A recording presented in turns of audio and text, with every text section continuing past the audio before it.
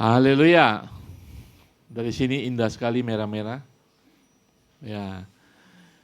Kita sudah memasuki minggu kedua bulan Agustus, di mana kita sedikit ramai hari-hari ini ya.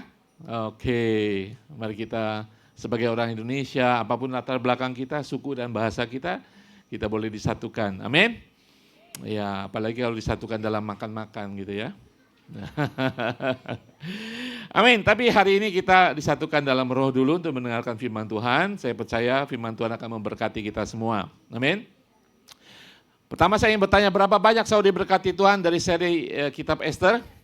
Amin, haleluya. Saudara, sekali lagi saya ingin ungkapkan seluruh kitab Esther itu adalah kisah penebusan Allah akan bangsa pilihannya. Amin. Kalau di perjanjian baru, kitab Esther kita pelajari sebagai kitab tanda bahwa Allah membebaskan umatnya dari penjajahan pada waktu itu, ya orang Persia, dan bagi kita adalah penjajahan daripada si iblis. Amin. Ya, ada banyak dari kita, bahkan kita kadang-kadang menawarkan diri kita kepada si iblis untuk dijajah, dibelenggu oleh mereka. Ya, iblis dan antek-anteknya, tanpa sadar kita dibelenggu oleh dunia. Tapi kita yang percaya kepada Yesus Kristus yang sudah membebaskan kita, kita sudah merdeka. Merdeka! Amin. Kalau saudara percaya bahwa Tuhan sudah membebaskan saudara, saudara sudah dibebaskan, dijadikan anak kerajaan Allah, dikuduskan, dibenarkan di hadapan Tuhan. Amin. Hari ini kita berbicara tentang misi, ya, misi. Saudara, ketika kejatuhan Adam dan Hawa, manusia terpisah dari Tuhan. Allah pencipta, terpisah sama sekali. Sebelum mereka jatuh dalam dosa, saudara, dikatakan Tuhan Allah pencipta mereka itu. Setiap sore datang bersekutu dengan mereka. Datang ngobrol dengan mereka. Ya, saya nggak tahu dulu ada masalah apa nggak. Pasti Adam dan Hawa curhat kepada Allah. Pasti mereka sudah makan siang, udah mau sore, sudah mau adem, tunggu Allah datang di Taman Eden. Ya kan? Kalau saudara punya masalah, tunggu Allah apa enggak? Mereka pasti datang menanti-nantikan hadirat Allah yang ada pada saat itu. Sampai mereka jatuh dalam dosa mereka, dan saat itu segenap umat manusia sekarang yang akan lahir pun terpisah dengan hadirat Tuhan. Ya, makanya Allah sudah tahu ketika dia menciptakan manusia dikasih kebebasan untuk melakukan segala sesuatu, tetapi manusia jatuh. Allah sudah tahu, makanya dia sudah menyediakan jalan keselamatan. Ya, itulah yang akan kita bahas hari-hari ini. Judul seri khotbah ini adalah diutus kemanapun saudara berada pada waktu bersamaan. Nah, nanti kita akan melihat misi daripada Allah itu sendiri untuk umat manusia yang sudah terpisah darinya. Ya kan? Kalau kita punya anak yang dilahirkan oleh ibu-ibu ya, bukan bapak. Dilahirkan, dipelihara dari kecil, ketika terpisah, walaupun ada gesekan, ada masalah, pasti saudara merindukannya kan. Dan saudara tahu banyak sekali keluarga ketika berpisah dengan anak mereka, berantem dan tidak ngomong, bahkan orang tua sudah tidak mengakui anak lagi. Saudara perhatikan, ketika mereka akan menghadap Tuhan, pasti mereka ingin bertemu dengan anak mereka. Ya kan? Pasti anaknya juga ingin bertemu dengan orang tua mereka. Apapun masalahnya. Apalagi Allah kita di surga, pencipta kita. Gara-gara Adam, kita semua terpisah dari hadirat Tuhan. Rohani kita mati. Sampai kita menerima Yesus yang adalah jalan keselamatan, menanggung segala kesalahan kita dan mengembalikan kita kepada Tuhan. Nah, apa yang direncanakan Tuhan, apa yang diinginkan Tuhan itu adalah misi ilahi, misi surgawi untuk membawa kembali umat manusia kepada Dia karena Dia sayang kepada setiap ciptaannya. Amin. Nah, beberapa minggu ini kita akan berbicara tentang misi. Hari ini kita berbicara tentang misi adalah karya penebusan Tuhan. Mulai dari situ, dan kita akan melihat bagaimana kita dibentuk sebagai orang percaya untuk ikut serta dalam misi Tuhan, dan bagaimana kita melihat Yesus Kristus sendiri melakukan misi, saudara. Ya, nanti di minggu keberapa saya lupa, kita akan membahas bagaimana Yesus sendiri pergi melakukan misi sampai ke Samaria dan bertemu dengan wanita Samaria di sumur. Saudara ingat cerita itu? Ya.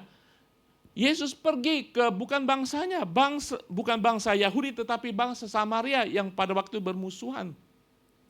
Dan dia menginjili wanita itu, dan wanita itu bertobat. Ya. Dan wanita itu, saudara, adalah misionari pertama. Bukan dari bangsa Yahudi. Dan saya pikir-pikir misionari pertama adalah seorang wanita. Saudara bangga? Misionari pertama, wanita Samaria itu. Kemudian dia bercerita, dia menobatkan, membawa orang-orang di kotanya percaya kepada Kristus. Itu adalah perjalanan misi bagi wanita itu pada saat itu. Hidup wanita. Dia adalah misionari pertama di bawah Yesus ketika dia menerima Yesus. Amin. Nah, hari ini ada beberapa hal kita ingat, misi dimulai daripada Allah karena kerinduan kasihnya kepada umat manusia yang terpisah. Dia ingin membawa kembali. Kita melihat misi besar penebusan Allah dan apa yang kita pelajari hari ini. Nah, saudara, kalau saya berbicara misi, apa yang timbul dalam pikiran saudara? Apa itu misi? Saudara datang Hong Kong ada misi nggak, saudara? Enggak tuh Pak, saya ikut kapal aja berlayar, tahu-tahu di Hong Kong. Enggak kan? Pasti ada tujuannya kan? Misi ada tujuannya. Misi Allah berarti tujuan Allah kan? Ya enggak, apapun misi saudara ketika datang ke Hong Kong, cari uang, cari pacar, cari perbaikan ekonomi, perbaikan kehidupan, apapun pasti ada tujuannya kan? Betul? Aneh kalau tidak ada misinya ketika ke Hong Kong. Tapi ingat ketika misi saudara ke Hong Kong udah tercapai apa enggak? Iya Pak, saya pertama misi ke Hong Kong cari uang, tapi uangnya nggak dapat. Saudara hambur-hamburin. Ingat misi saudara ke Hong Kong, amin. Dan hari ini kita akan ingat misi Tuhan, penebusan Tuhan bagi umat manusia. Amin. Nah, saudara, misi Tuhan bukan saja ketika perjanjian baru. Misi Tuhan dikatakan kalau kita tahu bahwa Yesus itu sudah ada bersama Allah pada waktu tidak terbatas. Pada mulanya adalah firman dan firman menjadi manusia. Firman itu sudah bersama-sama dengan Allah. Dari awal tidak ada waktu yang membatasi Yesus. Karena Allah sudah tahu manusia akan jatuh, Yesus akan datang menjadi manusia untuk membawa keselamatan bagi umat manusia. Amin. Nah, kalau kita lihat kembali di dalam perjanjian lama ada tujuan Allah. Dikatakan oleh firman Tuhan dalam perjanjian lama tentang tujuan Allah untuk menyelamatkan manusia. Kita lihat apakah misi Allah, apakah janji Allah untuk misi keselamatan manusia. Slide berikutnya. Dikatakan Allah berjanji untuk mencari dan menyelamatkan mereka yang tersesat. Ada amin saudara? Kita akan lihat firman-Nya nanti. Allah berjanji untuk mencari, menyelamatkan mereka yang tersesat. Sesudah Taman Eden, sesudah kejatuhan manusia, semuanya tersesat. Setiap manusia mau baby lahir sebagai orang berdosa. Walaupun belum melakukan dosa. Karena Adam. Makanya saya sering bercanda. Suatu saat kita ke surga nanti, kita cari di mana si Adam itu. Gara-gara dia. Betul? Ya, bercanda saya. Ya, gara-gara Adam semuanya menjadi terpisah dari Tuhan. Semua mati rohani. Sampai kita menerima Yesus. Dan kedua, Allah berjanji memberikan anaknya Yesus yang sudah ada bersama dengan Allah Tritunggal Maha Kudus. Untuk mendamaikan kembali umat manusia yang berdosa, yang terpisah itu dengan pencipta.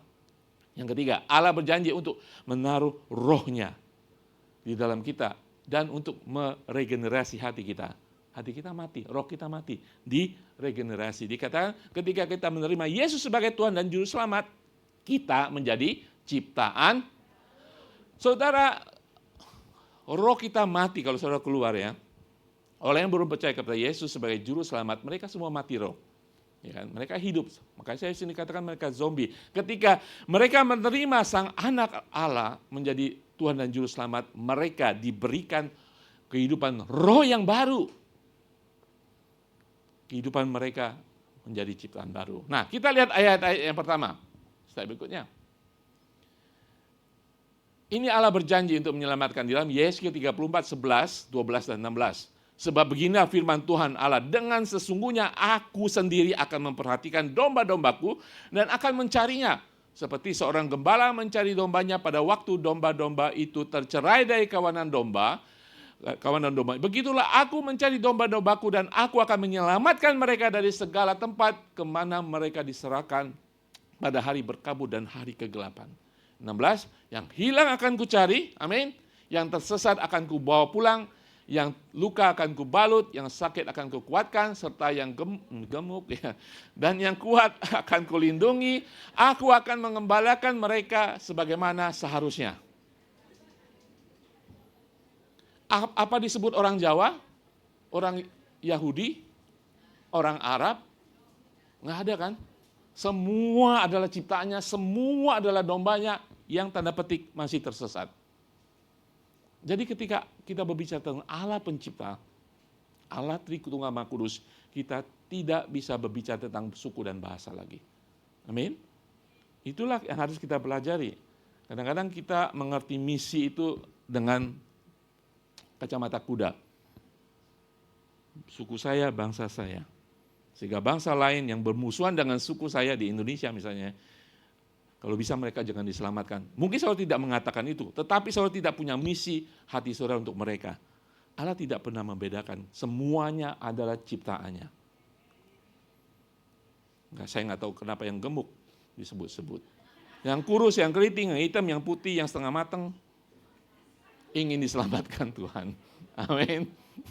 Oke, yang kedua, Tuhan berjanji memberikan anaknya. Slide berikutnya, ayatnya. Yesaya 53 ayat 5. Tetapi dia tertikam, Yesus, anak domba Allah itu, akan oleh karena pemberontakan kita, ia diremukan dan karena kejahatan kita. Ganjaran yang mendatangkan keselamatan bagi kita ditimpakan padanya. Dan oleh biru-birunya kita menjadi sembuh. Oke, upah dosa adalah maut. Upah dosa adalah dihukum. Saudara tidak bisa keluar melanggar peraturan, saudara tidak dihukum. Betul?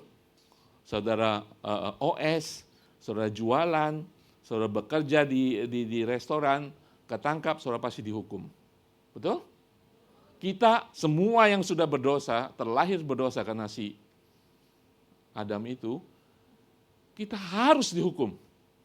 Dan tidak ada bisa yang terlepas daripada hukuman itu. Dan kemudian Allah berjanji, Allah sendiri akan menghukum kita. Tetapi dia juga berjanji memberikan jalan keluarnya, yaitu anak yang tunggal, Yesus Kristus. Untuk menggantikan kita menerima hukuman itu. Oke? Itu adalah misi daripada Allah untuk keselamatan manusia. Yang ketiga, berikutnya, tadi kita berbicara tentang roh. Kamu akan kuberikan hati yang baru. Dan roh yang baru di dalam batinmu. Kehidupan rohani saudara bukan dihidupkan kembali, tetapi diberikan roh yang baru. Dan aku akan menjauhkan dari tubuhmu hati yang keras dan kuberikan kepadamu hati yang taat. Ya. Mana Pak, saya kadang-kadang nggak taat, teman saya kadang-kadang nggak taat. Ya, saudara, bedanya orang percaya kepada Yesus itu, kadang-kadang memang nggak taat. Tetapi ada roh yang mengingatkan, hati nurani namanya. Roh berbicara.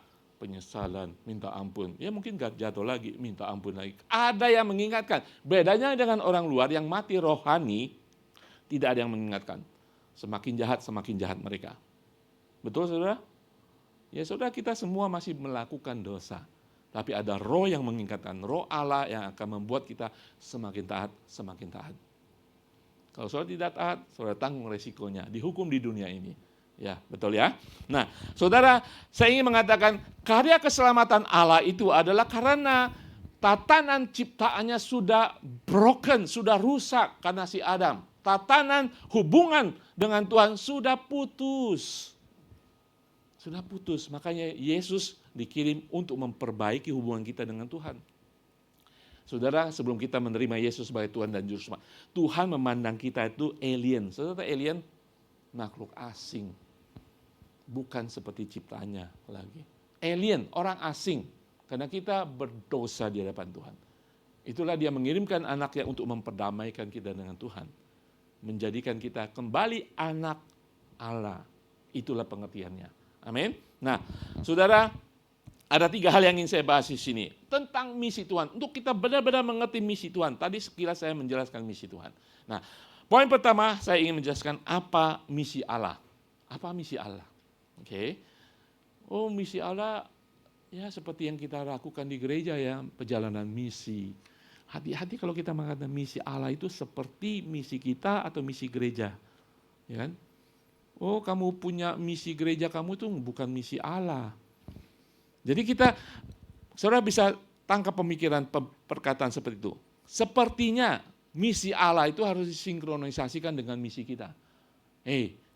Allah, saya ceritakan, dia punya misi menyelamatkan umat manusia. Ketika kita melakukan misi kita sedang melakukan misinya Allah.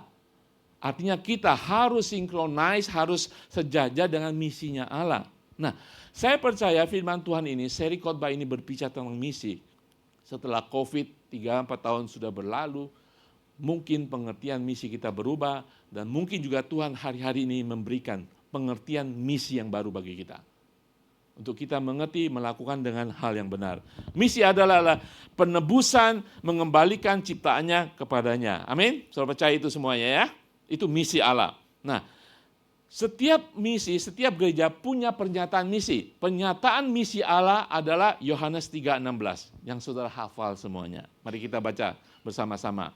Mission statement. Pertama, kita baca 3:21.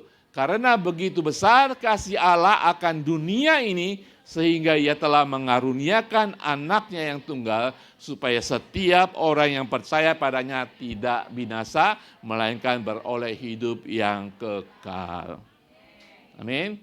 Ini adalah mission statement. Ini adalah inti daripada misi Allah pencipta langit dan bumi. Sudah kita hafal. Sudah mengerti semuanya kata-kata di situ. Frasa-frasa yang di situ. Kita akan jelaskan di sini. Supaya kita mengerti misi Allah apa itu. Oke, slide berikutnya. Karena Allah, berarti Allah adalah pemerkasa daripada misi yang agung itu. Karena Allah, bukan manusia, bukan ICA. Misi penyelamatan umat manusia supaya kembali kepada Allah adalah inisiatif, idenya Allah, dan kehendaknya Allah. Besar kasihnya, karena besar kasihnya, saudara, kasih itu harus menjadi motivasi untuk misi. Karena Allah begitu besar kasihnya kepada manusia. Jadi ketika gereja mengadakan misi ke sana, ke sini, ke Victoria, Pak, motivasinya apa? Kita harus sejajarkan dengan motivasi Allah. Misi Allah adalah kasih. Tanpa kasih, saudara pasti akan nggak berhasil dalam misi saudara, penginjilan saudara. Karena Allah mengasihi setiap manusia, ciptaannya. Ketika dia ingin menebus manusia karena kasihnya. Amin. Ketiga, dunia berbicara tentang sasaran dari misi Tuhan. Dunia saudara di mana? Mungkin dunia saudara saat ini sekitar kompleks tempat tinggal saudara, itu dunia saudara. Dunia saudara di sekitar North Point, ya itu mungkin dunia saudara. Berbicara tentang dunia bukan hanya berbicara tentang kalau saudara baca firman Tuhan tentang bumi saja, bahkan seluruh ciptaan Tuhan, Tuhan ingin menebusnya. Amin. Nah, yang berikutnya, masih dalam Yohanes 3:16. Ia telah mengaruniakan. Pengorbanan adalah dasar daripada misi Tuhan. Tanpa pengorbanan jangan bicara misi. Kalau saya ikut perjalanan misi tidak mau berkorban, itu namanya loihang. Serius kan saudara? Ya kan? Saya mau ikut perjalanan misi, tapi tidak mau berkorban, berdoa dengan keuangan saudara, bukan misi. Misi Tuhan mengorbankan anaknya yang tunggal. Setiap misi, saudara mau ke Victoria Pak, mau kemana nanti ke Indonesia, harus ada pengorbanan. Amin. Yaitu anaknya yang tunggal. Yesus adalah poros pusat di mana misi Allah berputar. Ketika kita bicara tentang misi Allah, selalu Yesus. Tanpa Yesus bukan misi. Perjalanan misi kita harus evangelism, kita harus berbicara tentang Yesus yang sudah dikorbankan. Tanpa Yesus, tanpa anak Allah itu tidak ada keselamatan. Itulah misi Tuhan. Amin. Nah, setiap orang yang percaya kepadanya, misi Allah menawarkan undangan kepada setiap manusia untuk jalan keselamatan. Tetapi setiap manusia harus meresponinya. Amin. Mungkin hari-hari ini, tahun-tahun ini saudara sudah menginjili agar keluarga saudara menerima tawaran Allah yang kudus, yang agung itu. Agar satu saat kalau menginginkan mereka menerima Yesus sebagai Tuhan, karena Yesus Tuhan adalah jalan keselamatan dan hidup. hidup tidak hanya di dunia, tapi di kekekalan. Saudara mau mereka bertemu dengan saudara di surga kan? Saudara rindu menginjili mereka. Saudara tergantung daripada mereka, tanggapan mereka. Saudara tidak bisa maksa. Mereka boleh datang ke gereja, tapi hati mereka tidak menerima Yesus. Saudara tidak bisa. Amin. Setiap orang yang percaya kepadanya. Amin. Allah itu tidak pernah maksa, saudara.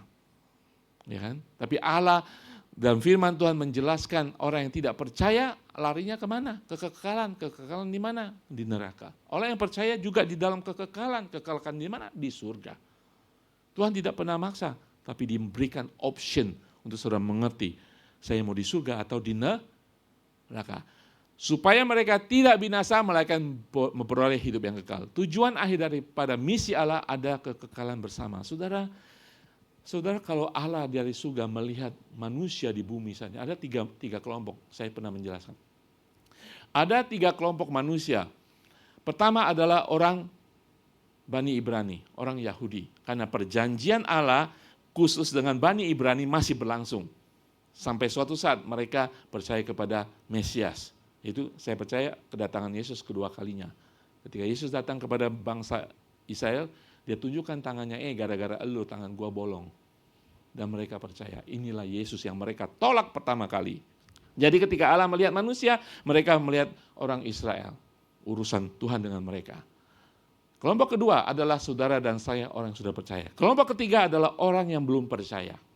Nah, itu akan menjadi sasaran dalam misi Allah. Amin. Sampai saat ini saudara mengerti misi Allah ya. Nah, saudara berikutnya kita lihat. Yang nomor 2. Misi Allah diselesaikan melalui Kristus. Dan hanya melalui Kristus. Singkatnya kita dapat mengatakan bahwa misi Allah dapat dicapai melalui kehidupan, kematian, kebangkitan Yesus. Titik. Tidak ada jalan lain. Hanya melalui Yesus. Saudara dalam Kolose 1:17 mengatakan, Yesus, 15:17. Kolose 1:15-17. Coba berikutnya. 15:17. Mungkin berikutnya, slide berikutnya. Ia adalah apa? Gambar Allah yang tidak kelihatan, yang sulung lebih utama dari segala yang diciptakan.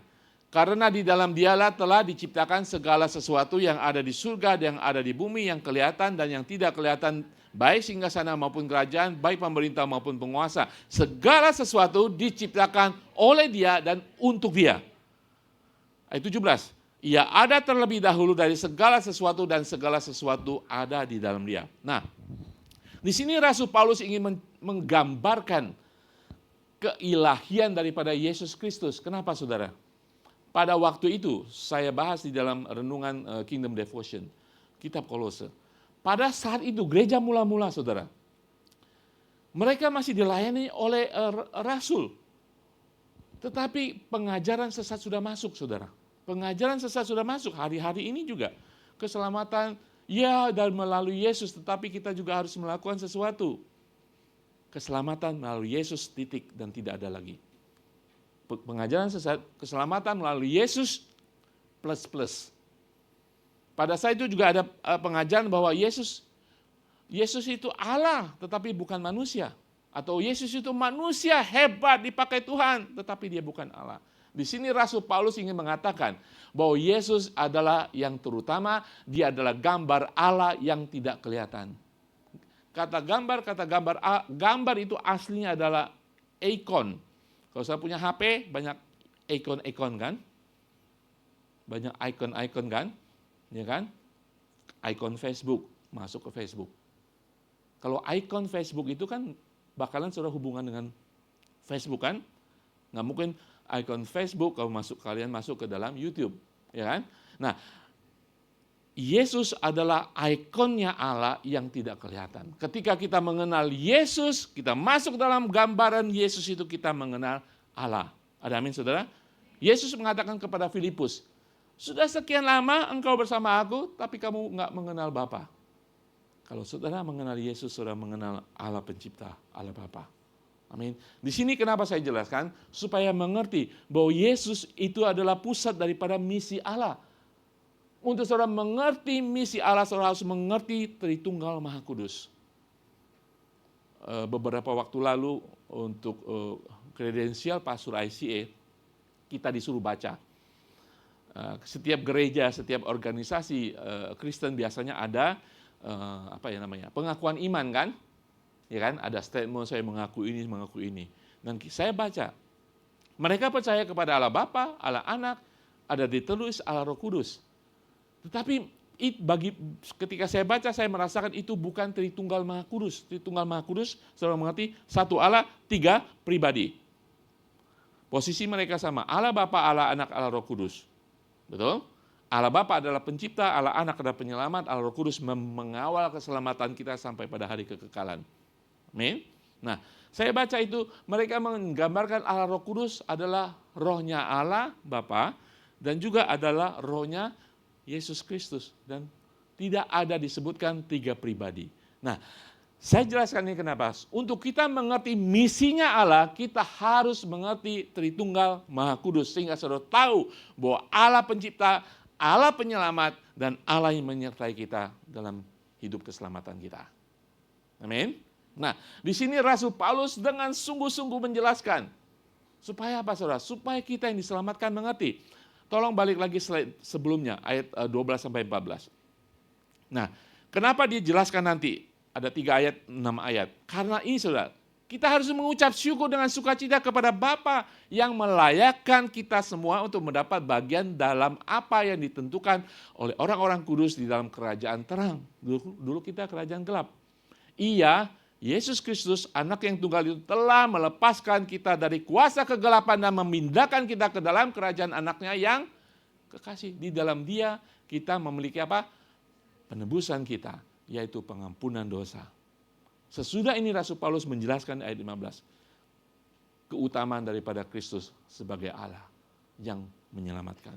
Dikatakan bahwa segala sesuatu diciptakan oleh dia untuk dia. Apa artinya? Itulah keselamatan. Dia ingin semua orang nanti kembali kepada dia. Semua diciptakan oleh dia, kemudian diselamatkan oleh dia bagi mereka yang mau diselamatkan, dan semuanya untuk dia. Amin saudara. Statement yang saya tulis, Yesus adalah Allah dan segala sesuatu yang ada karena dia. Harus ada di dalam dia, untuk itu Yesus memperdamaikan dan mengembalikan segenap ciptaannya. Karena itu milik dia dan akhirnya harus untuk dia, di dalam dia. Jadi keselamatan itu dilakukan oleh Allah. Nah, di dalam Kolose berikutnya, 1:19-20. Perhatikan saudara, Yesus adalah kepala tubuh yaitu jemaat. Ialah yang sulung, yang pertama bangkit dari antara orang mati, sehingga ia yang lebih utama dari segala sesuatu. Ini kembali mengungkapkan keilahian daripada Yesus. Ayat 19, karena seluruh kepenuhan Allah berkenan di dalam dia. Sekali lagi Kolose Paulus ingin menunjukkan keilahian, keutamaan daripada Kristus sebagai pribadi kedua daripada Tritunggal Maha Kudus. Dan misi itu harus berputar, berbicara melalui dan untuk Kristus. Amin. Ayat 20 mengatakan, dan oleh dialah ia memperdamaikan segala sesuatu dengan dirinya, baik yang ada di bumi maupun ada di surga, sesudah ia mengadakan perdamaian oleh darah salib Kristus. Oleh salib Kristus, oleh darah Kristus yang tercurah di kayu salib, memperdamaikan kita. Saudara, dengan usaha kita, saudara mau nyalibkan diri saudara sekalipun, curah darah sekalipun, kita tidak ada kepenuhan ilahi, tidak bisa menyelamatkan diri kita. Dengan amal bakti kita apalagi, dengan kemurahan hati saudara, saudara tidak mungkin sampai pada keselamatan saudara bersama Tuhan. Saudara tidak mungkin sampai berdamai dengan Tuhan lagi. Tidak mungkin melalui kebaikan, kemurahan, amal bakti kita, tidak mungkin. Hanya melalui Allah sendiri dalam bentuk manusia yaitu Yesus Kristus mengorbankan dirinya sendiri. Sehingga kita terbayar, dosa kita terbayar full, tidak pakai nyicil. full payment. Ya, full payment. Siapa suka beli barang menyicil?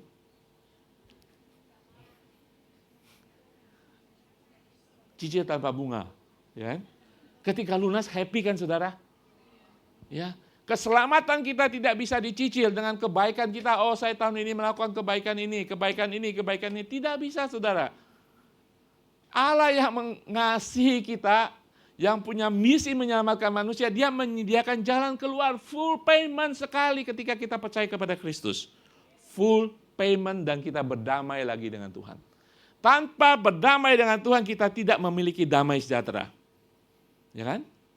Ngerti nggak saudara? Tanpa kita berdamai dengan musuh kita, seteru kita, sebenarnya kita mau sih dekat sama Tuhan, tapi Tuhan tidak bisa melihat kita karena kita berdosa. Karena Allah Maha Kudus. Tanpa berdamai dengan Tuhan kita tidak merasakan kedamaian. Buktinya kalau saudara berantem di sini, ya kan, satu sama lain. Mana saudara bisa berdamai? Mana saudara bisa merasakan damai dalam hati saudara ketika melihat orang yang masih berseteru dengan saudara. Dia masuk pintu sana, saudara keluar pintu sini. Karena belum berdamai. Hah? Betul kan? Mukanya ke sini, muka saudara ke sana. Betul? Allah demikian karena dosa kita, dia tidak bisa melihat kita, saudara. Mukanya selalu terpaling. Saudara ingat ketika Yesus tergantung di kayu salib, oleh dosa-dosa kita, Allah memalingkan mukanya daripada Yesus. Sekali untuk selama-lamanya. Karena bukan Allah meninggalkan Yesus di kayu salib, karena dosa kita terpaku di kayu salib bersama Tuhan. Allah memalingkan mukanya. Tetapi sudah selesai dibayar di kayu salib, full payment. Sehingga kita diperdamaikan dengan Allah dan kita akhirnya hidup dalam shalom-nya Tuhan. Amin. Selalu ada shalom, selalu ada Tuhan melegakan hati kita. Pergumulan apapun kita akan mengalami shalom Tuhan kalau kita datang kepada Dia. Karena kita sudah diperdamaikan dengan Tuhan. Amin saudara. Haleluya. Ayat 20 tadi mengatakan Yesus adalah agen daripada rekonsiliasi kita. Amin. Kadang-kadang kalau saudara berantem gitu ya, keluarga berantem, harus ada juru damai kan?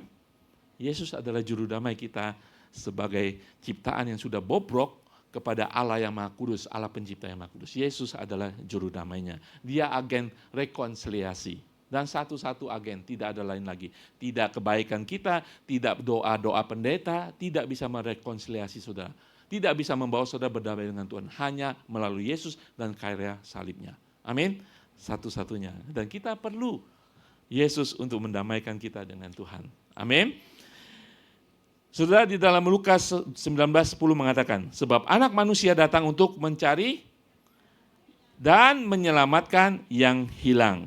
Amin. Kolose 1:12-14 mengatakan, dan mengucap syukur dengan sukacita kepada Bapa yang melayakkan kamu untuk mendapat bagian dalam apa yang ditentukan untuk orang-orang kudus dalam kerajaan terang.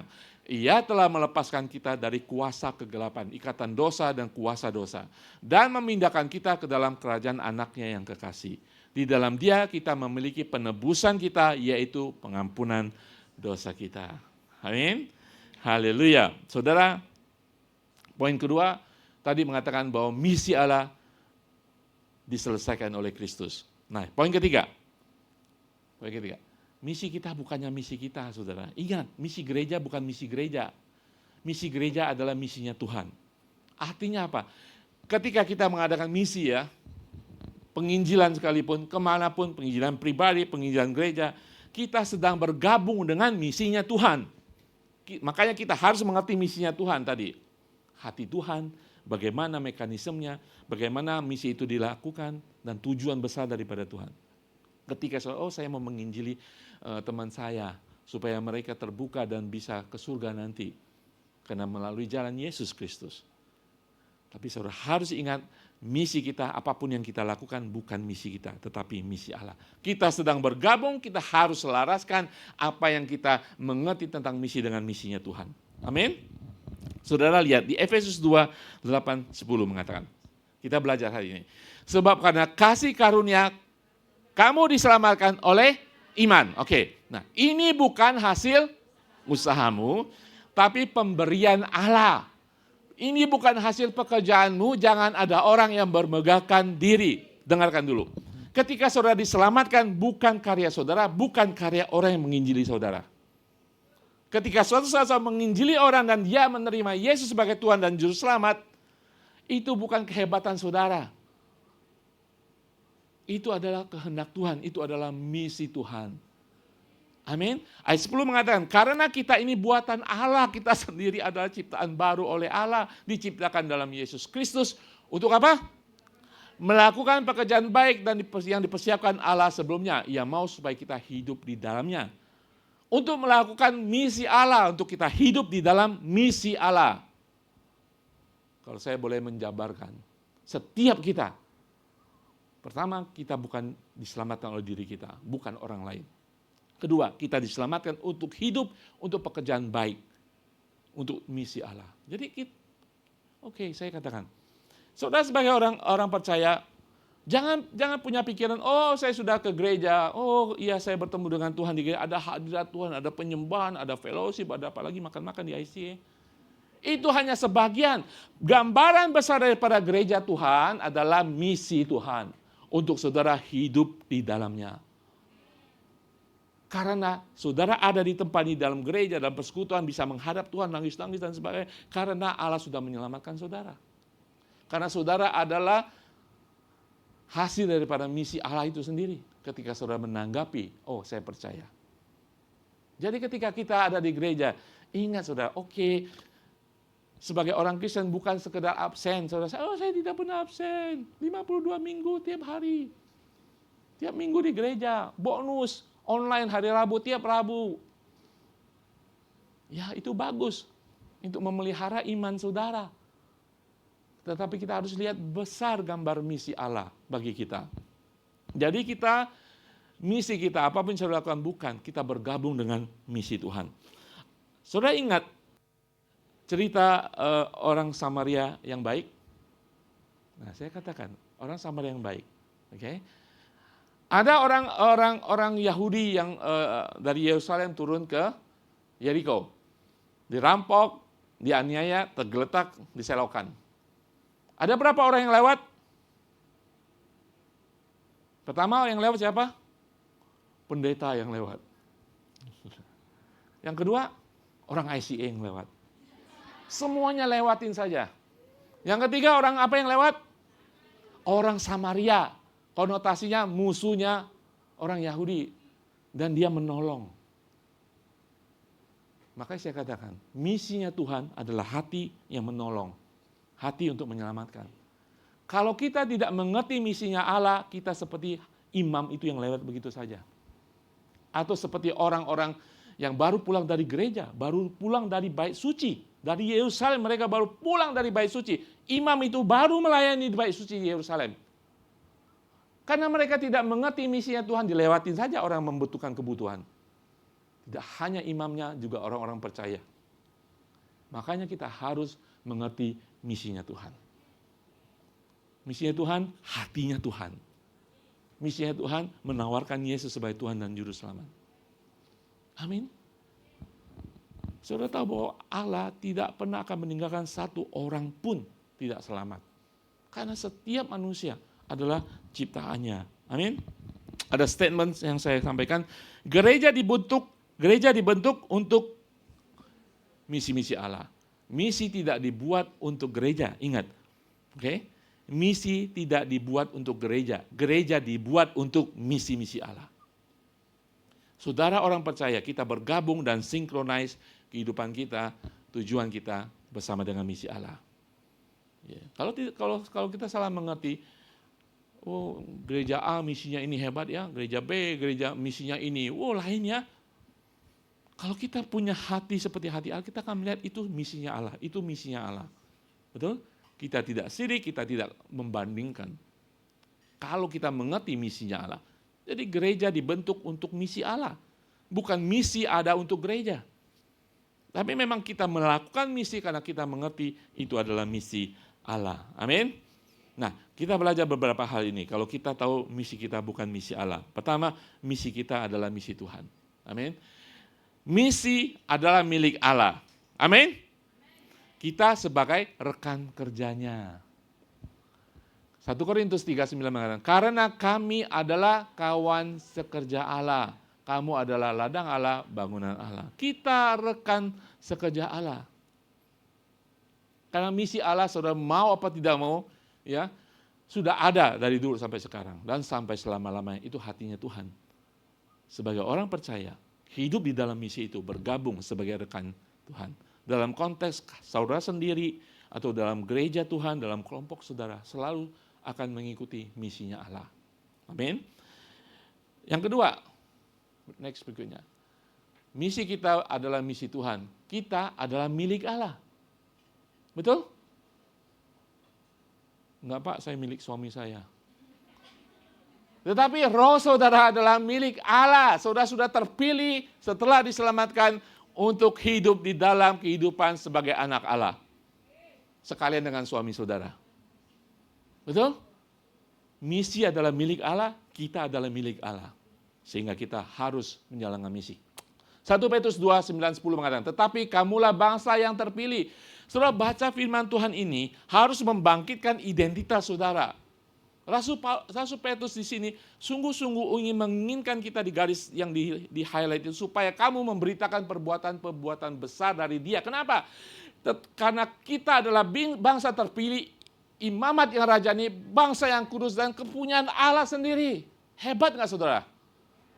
Saudara disebutkan berapa hal kepunyaan Allah sendiri, bangsa yang kudus, imamat yang rajani, bangsa yang sudah terpilih.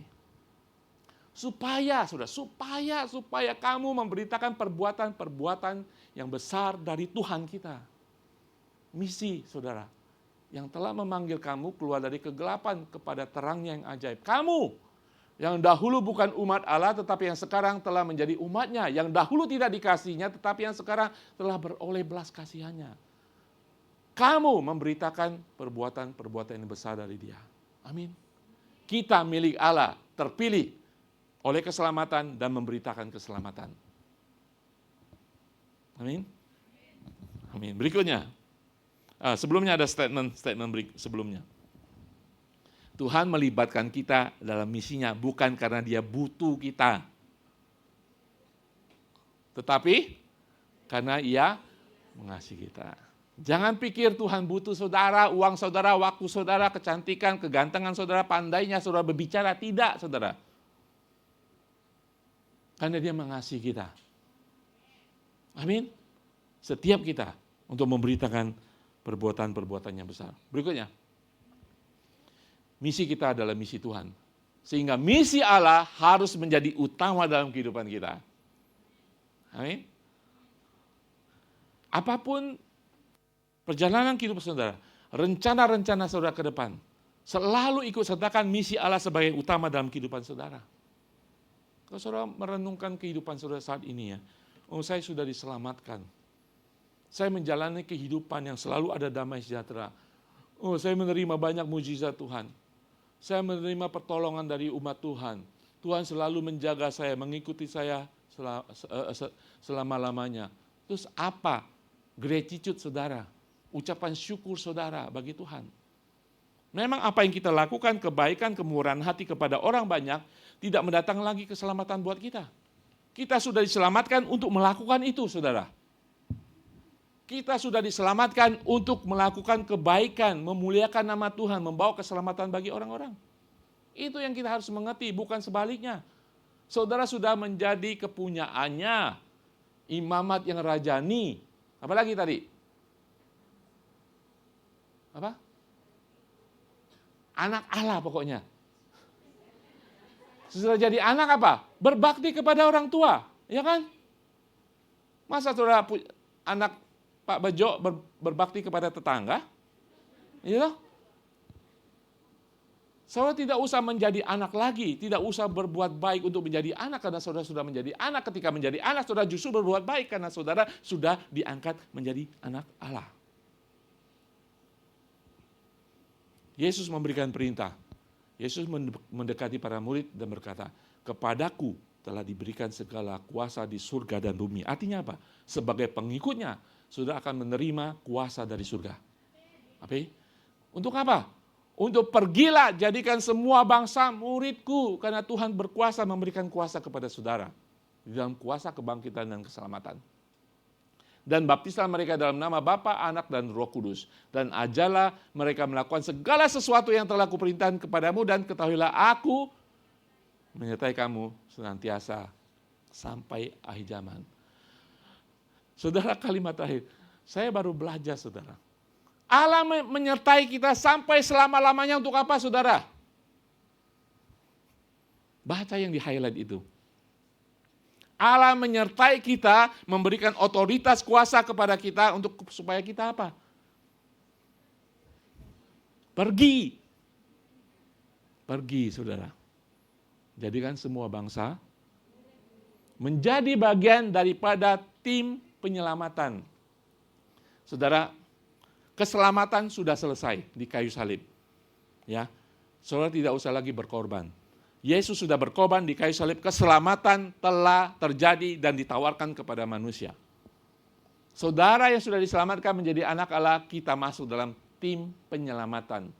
Kita bergabung dengan karya penyelamatan daripada Kristus.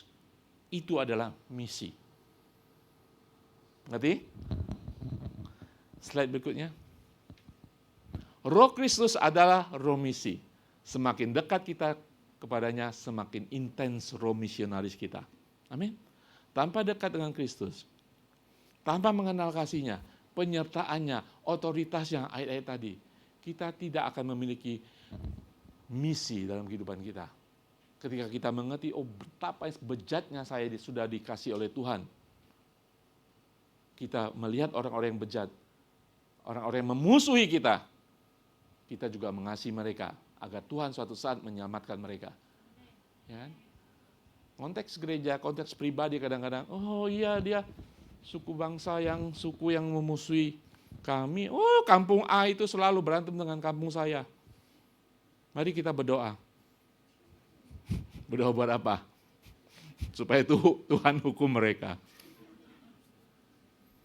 Kalau saudara mengerti hati Tuhan, misinya Tuhan, justru ketika orang memusuhi kita, kita doakan. Amin.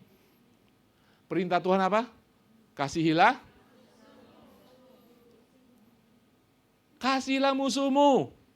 Karena Tuhan sudah mengasihi kita ketika kita menjadi musuh Tuhan. Itulah hati Tuhan. Amin. Haleluya. Saya harap kita belajar pada hari ini. Yang punya telinga mendengar. Yang punya mata melihat. Amin. Nah, slide berikutnya. Ada satu organisasi namanya Project Joshua. Dia mencatat manusia yang sudah menerima Kristus, yang suku-suku yang sudah diterjemahkan Alkitab dan sebagainya. Nah, catatan terakhir, kelompok orang yang ada di dunia itu 17.442 kelompok orang, suku ataupun bahasa, kelompok orang gitu ya. Grup yang belum terjangkau, bukan persen itu, grup yang belum terjangkau 7.385 grup. Berapa persen yang belum terjangkau? 42,3 sampai sekarang. Saya nggak tahu tahun berapa ini ya. Kita tahu sekarang komunikasi, teknologi sudah sangat baik kan? Ya kan? Saudara, pada saat ini ketika saudara menginjili, saudara tidak usah pergi. Tanda petik, harus secara fisik. Saudara bisa pergi melalui video call. Saudara bisa menginjili orang-orang di pelosok-pelosok. Tapi catatan ini menggambarkan masih banyak yang belum terjangkau. Populasi dunia 8 miliar. Dan kemudian populasi yang belum terjangkau itu sekitar 3,4 miliar. Masih banyak, saudara? 3,4 miliar. Populasi yang belum terjangkau itu 42,5%. Sangat banyak sekali. Nah, saudara, kita mengerti misi Tuhan hari ini. Tuhan ingin setiap orang tidak terbuang. Amin. Setiap orang tidak terbuang. Tiap orang diselamatkan. Saya percaya suatu saat banyak orang akan diselamatkan.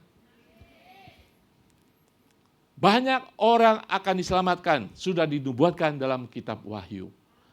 Masalahnya sekarang, pertanyaan buat kita, apakah saudara mau bergabung dengan tim penyelamatan Tuhan? Apakah kita hari-hari telah salah mengerti tentang misi Tuhan dan hati Tuhan? Itu yang harus kita koreksi. Amin. Ayat terakhir dalam Wahyu, karena ini akan terjadi, saudara. Ini nubuatan pasti akan terjadi. Kemudian pada hari itu, aku melihat apa? Sesungguhnya suatu kumpulan besar orang banyak. Ini kalimat ini adalah kalimat yang luar biasa. Kumpulan besar, bukan orang yang besar. Kumpulan banyak dan orang yang banyak. Yang tidak dapat terhitung banyaknya dari segala bangsa, suku, dan kaum, dan bahasa berdiri di hadapan tata dan di hadapan anak Allah. Ini pasti terjadi. Pertanyaan saya kepada saudara, apakah saudara mau ikut dalam tim penyelamatan ini? Apa saudara mengerti misi Tuhan dan ikut dalam misinya Tuhan sebagai orang diselamatkan? Tuhan sudah sediakan perbuatan baik untuk kita lakukan. Ini pasti terjadi. Tadi kita berbicara tentang 8 miliar umat manusia yang ada. Masih ada 42% yang belum percaya kepada Tuhan. Itu angka-angka manusia. Tapi ini nubuatan dari firman Tuhan. Pasti terjadi. Dan dengan suara nyaring mereka berseru, keselamatan bagi Allah kami yang duduk di atas tata dan bagi anak domba. Saya mengerti apa yang saya sampaikan dalam kitab Wahyu ini. Keselamatan bagi banyak orang akan terjadi. Mereka yang menanggapi Tuhan. Amin. Data-data hari-hari ini 42% masih belum percaya kepada Tuhan. Oke, data manusia. Kita akan melihat semakin naik dan sampai pada hari itu. Ya kan? Pada hari itu. Sudah selesai saudara mendengarkan firman Tuhan? Saya mendoakan Tuhan mengugah hati saudara. Mengugah hati saudara dan mengubah hati saudara. Karena saudara yang sudah diselamatkan. Saudara bersyukur dengan melakukan bagian saudara. Dalam konteks yang kecil, dari pertemanan saudara, dari KG saudara, dari gereja saudara. Amin. Saya katakan saudara, ketika saudara datang ke Hong Kong, saudara tujuan kan? Ya kan? Walaupun meleset sana meleset sini, tujuan dunia. Tapi di dalam konteks rohani, konteks surgawi, ketika Allah mengirim saudara ke Hong Kong, ada tujuan Allah dalam kehidupan saudara.